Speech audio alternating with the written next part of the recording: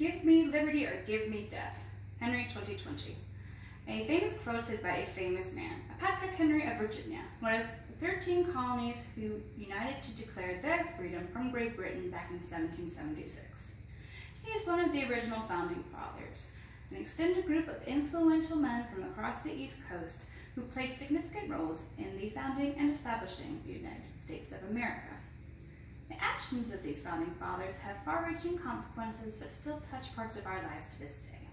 According to the U.S. House of Representatives official website, the U.S. federal government is made up of 3 branches: legislative, executive, and judicial. U.S. House of Representatives 2020.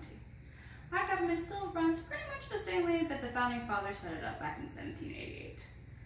I've read several books about many different founding fathers. The Revolutionary War and the time that follows it, the critical period, are 2 of my favorite eras in history. These eras set off a course of events that we still feel the consequences of to this day. I am going to go over my main points of who the founding fathers were, what parts they played in our country's history, and how we, in modern day, still feel the effects of their accomplishments hundreds of years later. According to the Merriam-Webster Dictionary, the term founding father is to be an originator of an institution or movement, a leading figure in the founding of the U.S. specifically, Merriam-Webster 1828. It sounds like a fancy term, but it truly applies to a variety of seemingly ordinary men who stood up for justice and liberty before themselves.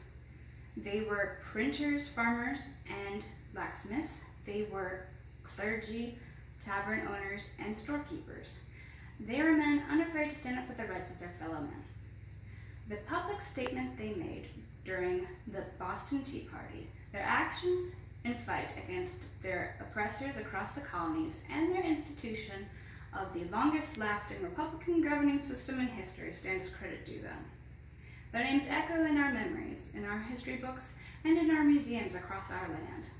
They were John Adams, Samuel Adams, Thomas Jefferson, Alexander Hamilton, John Hancock, Patrick Henry, John Jay, James Madison, Thomas Paine, Paul Revere, Benjamin Rush, and George Washington, just to name a few. The accomplishments of these men are in our history books for a reason. They played significant roles in the most significant parts of our country's history. Renowned historian Joseph J. Ellis with Britannica Encyclopedia asks, what did our founding fathers manage to do? What did they achieve? According to biography.com, George Washington, a founding father of the United States, led the Continental Army to victory in the Revolutionary War and was the first president of America, biography.com, 2014. Imagine a world where America didn't win the Revolutionary War in a fight against tyranny. Imagine if Britain had won instead.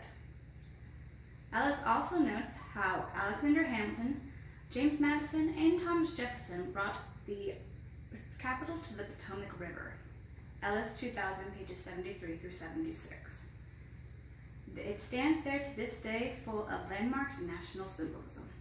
Historic.us tells us how Benjamin Franklin wrote and published Poor Richard's Almanac, and was a chief negotiator at the signing of the Franco-American Treaty. Historic.us 1999 through 2013. And according to Ellis, he was holding the kite as lightning struck, Ellis 2000. It can plainly be seen that founding fathers can be found at iconic moments in our country's young history. The relevance of our founding fathers' accomplishments isn't contained just to their own time. We here in 2020 see, feel, and know the effects of their accomplishments, good and bad. From creating and upholding the Declaration of Independence, the Constitution, and the Bill of Rights, the founding fathers brought us from being a bunch of colonies under Great Britain's control to being a united nation. Mark Stein, author of How the States Got Their Shapes, points out how the Congress they created stood by the principle that all states should be created equal when it came to creating states' borders when new states were created, Stein 2008. We have our states' borders the way they are because of them. According to Jefferson, the author of Declaration of Independence, we are granted life, liberty, and the pursuit of happiness because the founding fathers saw fit to put down those eternal and divinely granted rights in one of our nation's founding documents. The way that we are formatted as a nation to this day is because of them. There are innumerable contributions made to history by our founding fathers. These are just a few I've mentioned. To reiterate and close, I want to reiterate the main points that we have gone over. Our founding fathers were extraordinary, ordinary men who saved America from Great Britain and then saved it from imploding on itself. They adopted strong ideas, documents, processes, and systems by which the country should live by. Our country still lives by these strong ideas, documents, and processes and systems to this day. What they've created is not perfect. Their systems are exploited by corrupt individuals who often do not stand by our country's true values. It is, however, the longest lasting Republican governing system in history. To commemorate this day, we celebrate the fact that our founding fathers signed their names to one of the most famous documents in history every year. Because without it or them, we would not have the independence that our 4th of July tells us that we do indeed have. Thank you for your time.